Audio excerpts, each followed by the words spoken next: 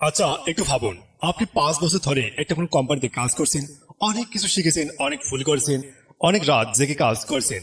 আপনার সেই অভিজ্ঞতা আপনার গর্বের জায়গা। এখন হঠাৎ দেখছেন আপনার কলিগ একটা এআই টুল দিয়ে 30 মিনিটে সেই কাজ করে ফেললো, যেটা আপনার করতে সময় লাগতো 3 ঘন্টা। আর সেই কলিগ মাত্র 6 মাস আগে জয়েন করছে। তখন মাথায় একটা প্রশ্ন আসে, আমার এত বছরের পর বছরের অভিজ্ঞতা কি তাহলে বেকার হয়ে যাচ্ছে? এআই কি আমার জায়গা নেবে? আজকে আমি এই একটা প্রশ্নের সৎ ডেটা ভিত্তিক উত্তর দেব।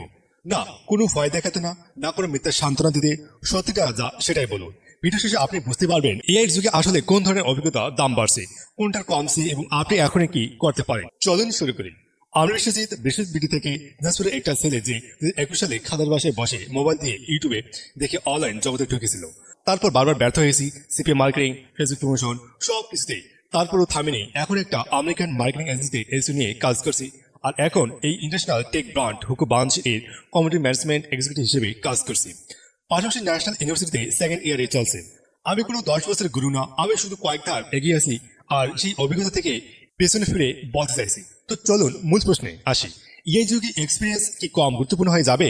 সরাসরি উত্তর দেই হ্যাঁ এবং না, দুটোই। ব্যাপারটা বুঝতে হলে আগে বুঝতে হবে অভিজ্ঞতা জিনিসটা আসলে কি।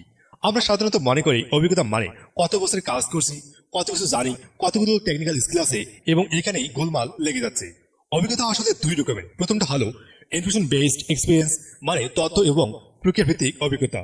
কিভাবে একটা এক্সেল রিপোর্ট বানাতে হয়, কোন ফর্মুলা কোথায় লাগবে, কিভাবে ইমেল লিখতে হয়, কোন সফটওয়্যার কোথায় কি বাটন আছে, এই ধরনের জ্ঞান।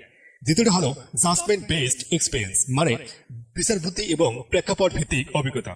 কোন পরিস্থিতিতে কোন সিদ্ধান্ত নিতে হবে, কোন ক্লায়েন্টকে কিভাবে হ্যান্ডেল করতে হবে, একটা প্রজেক্ট কেন ব্যর্থ হতে পারে সেটা আগে থেকে বোঝার ক্ষমতা, মানুষ কি চায় সেটা তাদের না বলতেও বুঝতে পারা। এখন একটু থামুন, এই দুই ধরনের অভিজ্ঞতার মতে কোনটা এআই ভালো করতে পারে বলুন তো? প্রথমটা ইনফরমেশন বেসড কাজ, এআই অনেক দ্রুত অনেক নির্ভুলভাবে করতে পারে। আর দ্বিতীয়টা, সেটা এখনো মানুষের হাতেই। এটা শুধু আমার কথা না, এটা ডেটা বলছে। ওয়ার্ল্ড ইকোনমিক ফোরাম এর 2023 সালের ফিউচার অফ জবস রিপোর্ট বলছে 2027 সালের মধ্যে প্রায় 83 মিলিয়ন চাকরি বিলুপ্ত হবে, কিন্তু একই সময়ে 69 মিলিয়ন নতুন ভূমিকা তৈরি হবে। এখন প্রশ্ন হলো কোন চাকরি যাবে আর কোনটা আসবে? যাবে সেগুলো যেগুলো মূলত তথ্য প্রক্রিয়াকরণ হয়, মানে data entry, routine reporting, standard customer support. আসবে যেগুলো যেখানে দরকার সমস্যার সমাধান, সৃজনশীলতা, মানুষের সাথে সম্পর্ক তৈরি এবং এআইকে গাইড করার ক্ষমতা। অ্যাপসিকেন্সের একটা রিপোর্ট বলা হয়েছে যে কাজে ক্রিটিক্যাল থিঙ্কিং এবং সামাজিক মিথস্ক্রিয়া লাগে, যেখানে অটোমেশন ঝুঁকি মাত্র 30% নিচে। মানে কি? মানে হলো যে অভিজ্ঞতায় শুধু কি করতে হবে সেটা জানা আছে, সেই অভিজ্ঞতার দাম কমেছে। কিন্তু যে অভিজ্ঞতায় কেন করতে হবে, কখন করতে হবে, কি মানুষের জন্য ভালো হবে সেটা জানা আছে, সেই অভিজ্ঞতার দাম বাড়ছে। এটা আমি নিজে একটু দেরিতে বুঝেছিলাম। ডেপিক্সতে কাজ করার সময় একদিন আমাকে একটা ক্লায়েন্টের ওয়েবসাইটের জন্য কন্টেন্ট স্ট্র্যাটেজি বানাতে বলা হলো। আমি সাথে সাথে এআই দিয়ে এক গাদা কিওয়ার্ড বের করে একটা তালিকা পাঠিয়ে দিলাম। দ্রুত কাজ, সুন্দর ফরম্যাট। কিন্তু সিনিয়র একজন বললেন এগুলো ঠিক আছে, কিন্তু এই ক্লায়েন্টের টার্গেট অডিয়েন্স মূলত মফস্বল শহরের মানুষ যারা মোবাইলে সার্চ করে বাংলায়। তোমার কিওয়ার্ড লিস্টে সেই ডেটা নেই। আমি থমকে গেলাম। এই আমাকে ডেটা দিয়েছিল কিন্তু কনটেক্সট দেয়নি। সেই কনটেক্সট এসেছিল একজন অভিজ্ঞ মানুষের বিচার বুদ্ধি থেকে। ওই দিন থেকে বুঝলাম এআই একটা শক্তিশালী টোল, কিন্তু সেটুকু সঠিক দিকে চালানোর লোকটা দরকার। এখন আসুন একটু বাস্তব কেস স্টাডি দেখি। ধরুন আপনি একটা কোম্পানির এইচআর বিভাগে কাজ করেন। আগে আপনার কাজ ছিল সিভি বাছাই করা, ইন্টারভিউ শিডিউল করা, অফার লেটার বানানো। এখন এআই সফটওয়্যার একই কাজগুলো অনেক দ্রুত করতে পারে। তাহলে কি আপনার কাজ নেই? প্রশ্ন ভুল। সঠিক প্রশ্ন হলো, এ যদি এই রুটিন কাজগুলো করে তাহলে আপনি এখন কি করবেন? উত্তর, আপনি এখন ফোকাস করবেন সেটার দিকে যেটা এআই করতে পারে না। কোন ক্যান্ডিডেট কোন সফট স্কিল আছে সেটা বোঝা, কোম্পানির কালচারের সাথে কি মিলবে সেটা বিচার করা, একজন প্রতিভাবান কিন্তু নার্ভাস মানুষের স্বাচ্ছন্দ্য দিয়ে তার আসল সম্ভাবনা বের করে আনা। এটাই এখন আপনার মূল্য। লিঙ্কডিন এর একটা রিপোর্ট বলছে 2023 সালে সবচেয়ে বেশি ডিমান্ডের স্কিলের মধ্যে শীর্ষে ছিল কমিউনিকেশন, প্রবলেম সলভিং এবং অ্যাডাপ্টেবিলিটি। এগুলো এআই দিয়ে শেখা যায় না, কিন্তু অভিজ্ঞতা থেকে আসে। কিন্তু এখানে একটা বড় কিন্তু আছে, যে অভিজ্ঞতাকে এআই এর সাথে আপডেট করা হয় না সেই অভিজ্ঞতা সত্যি পিছিয়ে পড়বে। আমি একটা উদাহরণ দিই। ধরুন একজন মানুষ 10 বছর ধরে গ্রাফিক্স ডিজাইন করছেন, ফটোশপ ভালো জানেন, কিন্তু ক্যানভা দিয়ে এআই যখন 5 মিনিটে সেটা সোশ্যাল মিডিয়া পোস্ট বানিয়ে ফেলে, তখন সেই 10 বছরের ফটোশপ স্কিলের সাথে প্রতিযোগিতা করা হয়ে যাচ্ছে। কিন্তু সেই একই মানুষ যদি এআই জেনারেটেড ডিজাইনের মধ্যে কোনো ব্র্যান্ডের জন্য সঠিক সেটা বিচার করতে পারেন, ক্লায়েন্টের মনের কথা বুঝে সেটাকে ভিজুয়ালি রূপ দিতে পারেন, তাহলে তার 10 বছরের অভিজ্ঞতা এখন আরো শক্তিশালী। পার্থক্যটা হলো তিনি শুধু টুল ব্যবহারকারী থেকে টুল পরিচালক হয়ে গেছেন। এই জায়গায় আমাদের দেশের প্রসঙ্গ একটু বলি। বাংলাদেশের বেশিরভাগ প্রফেশনাল একই সমস্যায় আছে। আমরা শিখতে ভালোবাসি, কিন্তু শেখার পদ্ধতি আমাদের অনেকটা পুরনো। আমরা শিখি শুধু পরীক্ষার জন্য এবং সার্টিফিকেটের জন্য, কিন্তু এই যুগে শেখানো হতে হবে সমস্যার সমাধানের জন্য। আমার মেকানিকের শপে কাজ করার সময় একটা জিনিস শিখেছিলাম।